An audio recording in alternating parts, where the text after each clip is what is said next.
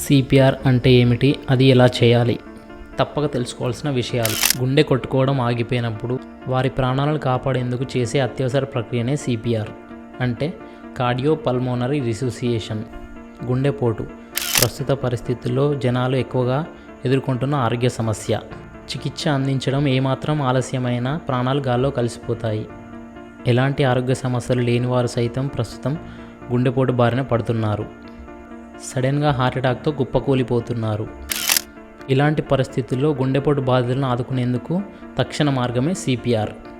ఈ అత్యవసర చికిత్స ద్వారా బాధితుల ప్రాణాలు కాపాడడానికి ఎక్కువగా అవకాశాలు ఉన్నాయి. ఇంతకీ సిపిఆర్ అంటే ఏంటి? ఎలా చేయాలి? ఇది బాధితుల ప్రాణాలు ఎలా కాపాడుతుంది? ఇప్పుడు తెలుసుకుందాం. అత్యవసరంగా చేసే ఈ చికిత్స ద్వారా రోగి ప్రాణాలు కాపాడొచ్చు. ఉన్నట్టుండి గుండె ఆగిపోవడాన్ని కార్డియాక్ అరెస్ట్ అంటారు. 85% కార్డియాక్ అరెస్ట్కి కారణం గుండెపోటే అని డాక్టర్స్ చెబుతున్నారు.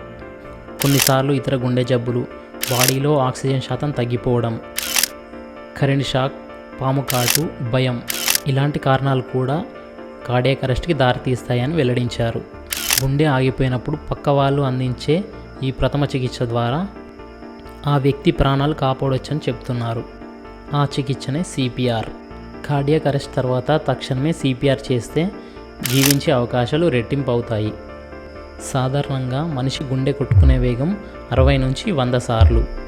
అయితే గుండె కొట్టుకునే వ్యవస్థలో లోపం వల్ల గుండె కొట్టుకునే వేగం పెరగడం, తగ్గడం లేదా ఒకేసారి ఆగిపోవడం జరుగుతుంది. ఎవరికైనా అకస్మాత్తుగా గుండె ఆగిపోతే పక్కన ఉండేవాళ్ళు మళ్ళీ దాన్ని కొట్టుకునేలా చేసే ప్రక్రియనే సిపిఆర్. సిపిఆర్లో ప్రధానంగా 3 అంశాలుంటాయి. అవి సిఏబి అంటే కంప్రెషన్స్, ఎయిర్వే, బ్రీతింగ్. స్పృహ కోల్పోయిన వ్యక్తి 2 భుజాలను పట్టుకొని ఊపుతూ లేవే ప్రయత్నం చేయాలి. అప్పటికీ లేవకపోతే గొంతు దగ్గర వేళ్లతో పల్స్ కోసం చెక్ చేయాలి. అది తెలియకపోతే ఊపిరి తీసుకుంటున్నారా లేదా గమనించాలి. ఊపిరి తీసుకోవడం లేదా నిర్ధారణ అయితే ఆ వ్యక్తికి గాలి ఆడేలా చూడాలి. ఒంటి మీదున్న దుస్తులు బిగుతుగా ఉంటే లూజ్ చేయాలి. ఇప్పుడు చెస్ట్ కంప్రెషన్స్. బాధితుడి పక్కన మోకాళ్ళ మీద కూర్చోవాలి. ఆ వ్యక్తి చెస్ట్ మధ్య ఎముక కింద భాగంలో ఒక చేతి మీద ఇంకో చేయి పెట్టి వేళ్ళ మధ్య వేళ్ళను పెట్టి మన శరీర బరువు పడేలా పైకి లెక్క పెడుతూ నిమిషానికి 100 నుంచి 120 సార్లు చెస్ట్ పైన నొక్కాలి. ప్రతిసారి 2 నుంచి 3 ఇంచులు ఛాతి లోపలికి వెళ్ళేలా నొక్కాలి. పక్కటి ఎముకల మీద బలం పెడితే విరిగిపోతాయని గమనించాలి.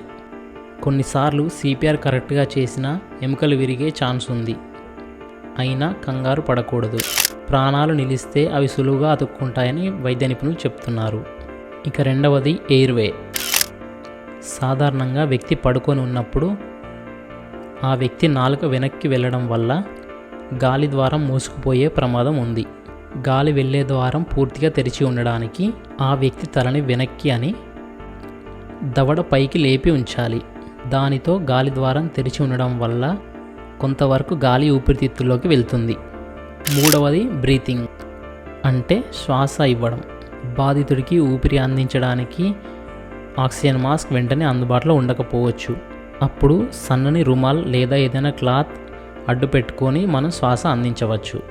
బాధితుడి నోరు మన నోటితో పూర్తిగా మూస్తూ ముక్కుని వేళ్లతో మూసి గాలి ద్వారం తెరిచి ఉండేలా తలని పట్టుకోవాలి. ఆ వ్యక్తి ఛాతీ పైకి లేసేలా 1 సెకను గట్టిగా గాలి ఊదాలి. ప్రతి 30 కంప్రెషన్స్కి 2 సార్లు శ్వాస అందిస్తూ సిపిఆర్ కొనసాగించాలి. ఇలా చేయడం చాలా అలసట కలిగిస్తుంది. అందుకే ప్రతి 2 నిమిషాలకు ఒకసారి మరొకరి సహాయం తీసుకునేలా చూడాలి. కాసేపటి తర్వాత గుండె కొట్టుకోవడం మొదలైందా లేదా అని గొంతు దగ్గర వేలి పెట్టి పల్స్ చూడాలి. గుండె కొట్టుకోవడం మొదలై ఊపిరి తీసుకునే వరకు ఇది కొనసాగించాలి. అంబులెన్స్ వచ్చే వరకు సిపిఆర్ చేయాలి.